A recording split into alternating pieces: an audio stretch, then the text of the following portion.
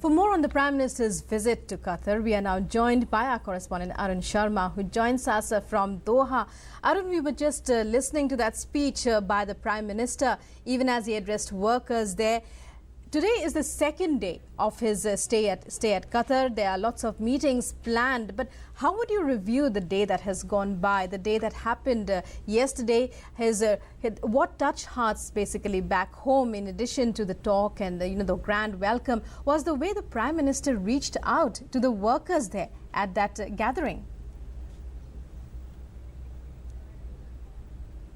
Rukma, first of all, let me divide your questions into two parts. You ask about what can be the focus today. Now, Rukma, the business will be the only focus today because Prime Minister Narendra Modi will be meeting the business leaders today, and the focus will be on as to how can the trade between India and Qatar can be increased, and how can the major business initiative by the Narendra Modi government like Make in India, Skill India can be given a boost over there. Now, let me tell you that the Qatar media is really enthusiastic about Prime Minister Narendra Modi and expects and also hopes that there will be some kind of important MOUs would be signed. Now, let me tell you, this is the Gulf Times, which is writing a 15-page edition by Gulf Times, which says that they are welcoming Prime Minister Narendra Modi to Qatar. Now, this is an important thing that the Qatar media is really enthusiastic about the Prime Minister Narendra Modi's visit. Now, important point over here is that you raised the point of the Indian workers working in Qatar. Now, the Gulf Times is also writing about Modi assures all support to Indian workers. Now, Rukma, in Qatar or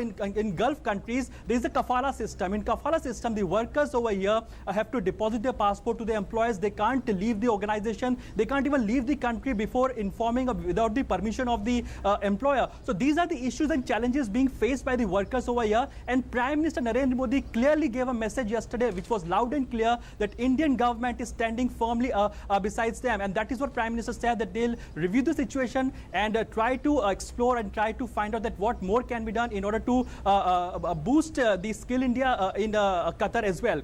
Now, the business community over here is expecting the open sky policy to be implemented between India and Qatar. Now, under the open sky policy, there will be no limitation on the aviation sector as far as the seats are concerned. As of now, the Qatar Airlines, which are flying to India, has a limitation of 24,000 per week or 30,000 seats per week. So the Qatar Airlines and the other airlines flying between India and Qatar are expecting that the open sky policy should be there so that the aviation sector and the tourism sector can get a boost. Now, according to our sources, we are learning that some MOUs can be signed as far as the tourism sector is concerned and aviation sector is concerned. So these two sectors will clearly be on focus. And to answer the last part, Rukman, now there are many corporate sector over here in Qatar, like Larsen & Toubro, Punj Lloyd, the companies which are involved in capital goods sector and the capital and engineering sector. They have huge expectations from Prime Minister Narendra Modi because a lot of skilled manpower is also required from India. As Prime Minister Narendra Modi yesterday indicated that they'll be